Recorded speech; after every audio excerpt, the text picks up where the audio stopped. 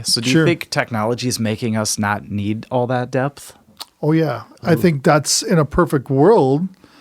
Well, I think that's what a lot of things, I think anyways, technology is created to make life easier for people, right? So there's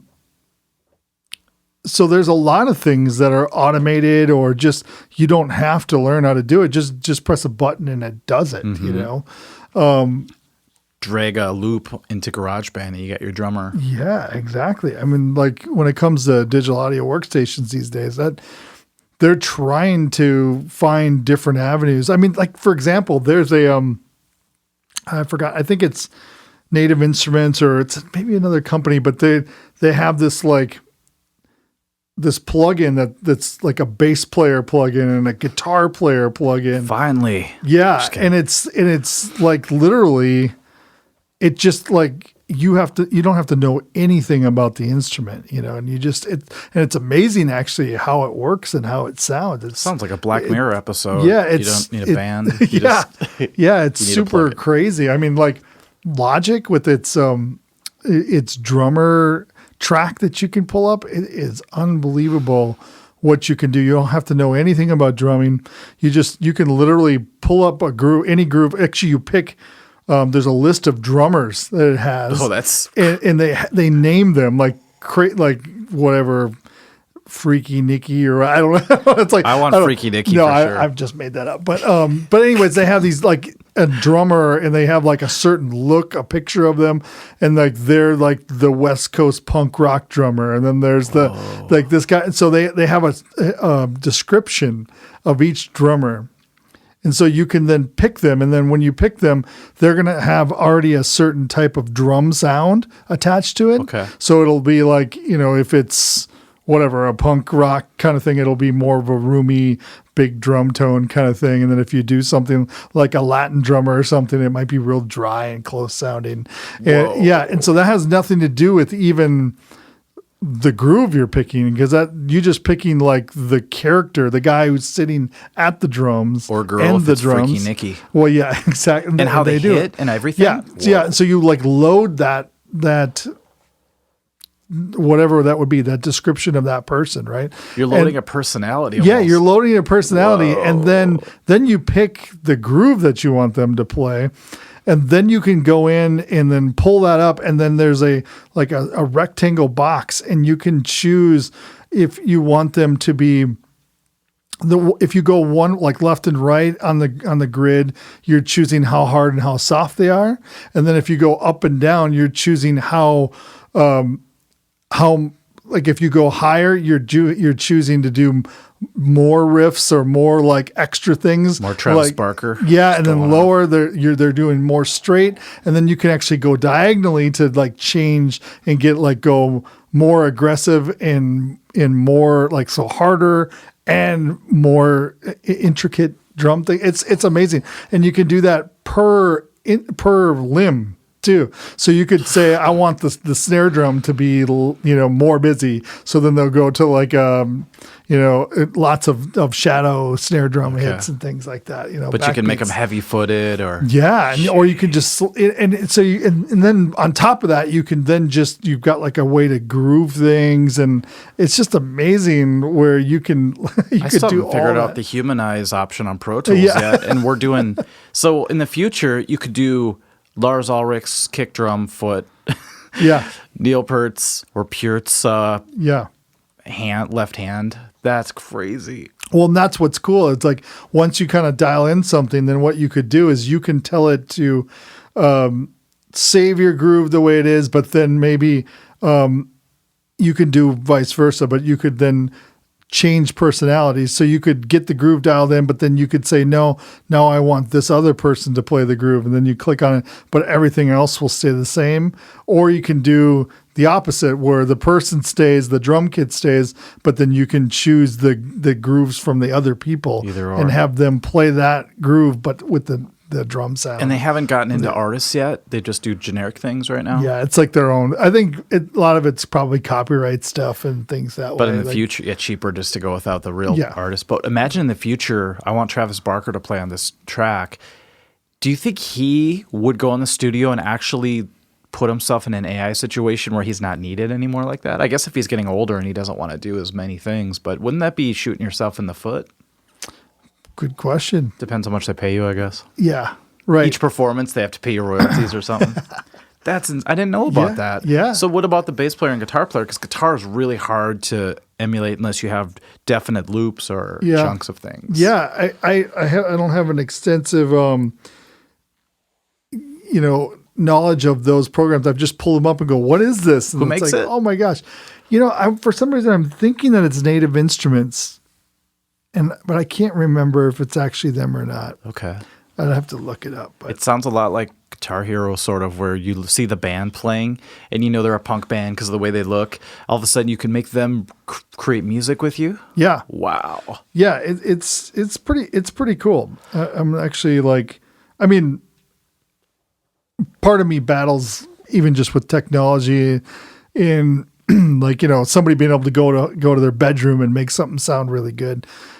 Like part of me goes, oh, that's just awesome and unbelievable because we wanted to be that way and be able to do some of that stuff. But then the other part of that goes, damn, that sucks. Like I've put so much time and money into my craft and being able to do something, and then some kid comes in with this thing that sounds louder than I made it. It sounds like killer, really good. And so there's this kind of battle with you go, wait a second, I think that's really cool, but is this going to make me obsolete? It's like, I think we all have to face that. Yeah. But that's just like self-confidence and that's just stuff that everybody deals with that. And frankly, that makes me work harder and just go, instead of running from it, just go running to it and going, you know what, even though that does sound good, I still feel like there's things I have to offer, this person even that brings things in. And then you really look at it and you go, you know what, there is actually a reason why they are bringing it to me. And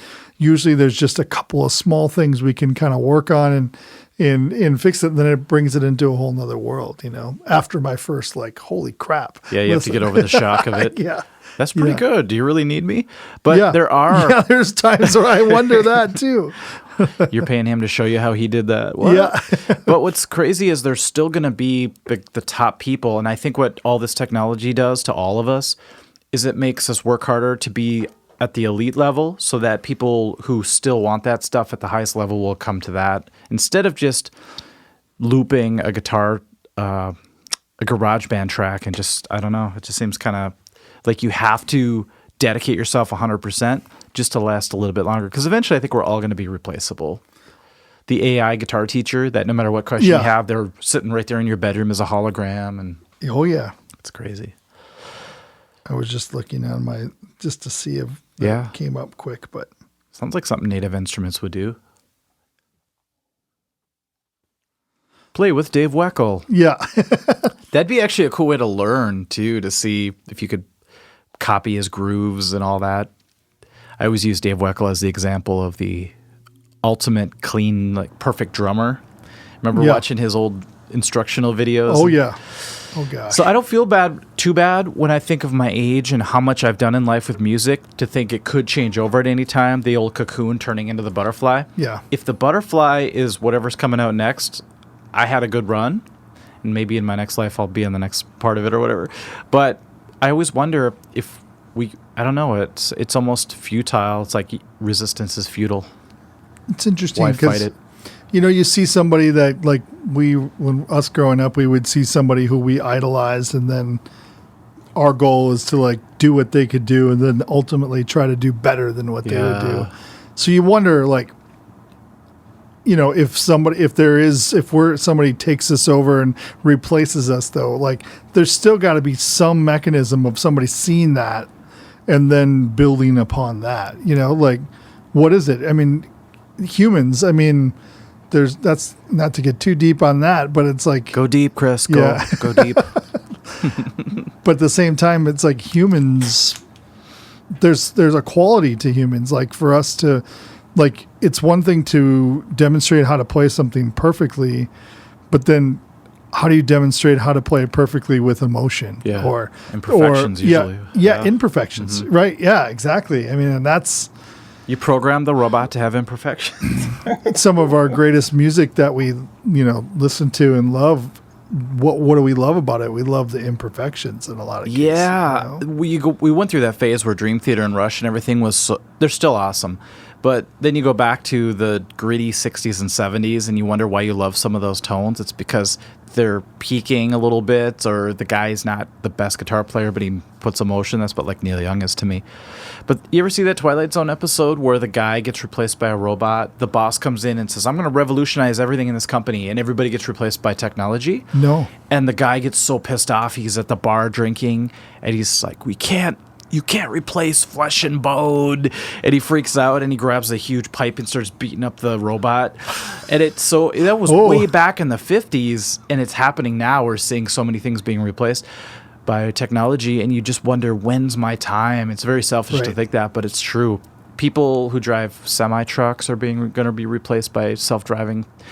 Taxis are being replaced by Uber and all that. And some of that stuff I think is super awesome because, I mean, think about that. If they can make it so we have less accidents and people getting killed by that, I mean, I'm sure there's going to be stuff like that. But so, I mean, oh boy, I was just listening to someone on the radio. They were talking about similar, just like that. So it's like, instead of worrying about like us being replaced, what we might need to worry more about is what else could we do instead? Like if we're going to lose all, taxi drivers because of self-driving cars or whatever, then what else can they do? Let's create other jobs or other things that they could do. Did you hear the controversy about that? No.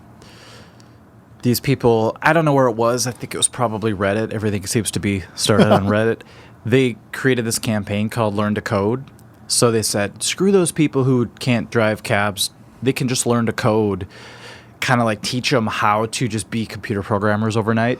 Oh. And it became this sort of derogatory thing to the point where I think Twitter was banning people for using that phrase, learn to code. You're kidding. Isn't that weird? Oh my but gosh. I like the concept of it, not that drastic. I'm not going to take a 70-year-old guy who's just been a plumber his whole life and suddenly teach him how to be the world's best programmer. Yeah. But I think we're lucky because we're in more of a creative field. And the one thing it seems that computers have the hardest time doing is doing the creative stuff. They could do technical things pretty well, although I'm learning that they're beating people in these weird games that I've never heard of before. Obviously chess, but a game called Go. And they're creating moves that they've never seen before. So in a way, that's creative in a tactical way. Yeah. But I wonder, I heard a song written by computers. Did you hear that? Yeah, I was going to bring that up, actually. It's called Daddy's Car. It's all AI Total written. pop song. Yeah. It sounds like a Beatles song. And what's funny is I thought it was robots playing it too, but I think it's humans playing it, but the robots wrote it. Yeah. And it's creepy, and it sounds like an Asian type thing. And I thought, if I heard this, I would think just a bunch of hipsters got together and wrote it. And I remember I did a gig with the Honey Dogs, and we were sitting backstage, and one of the members played the song, and we all sat in the room, and it was like we were listening to our impending doom. Oh my gosh.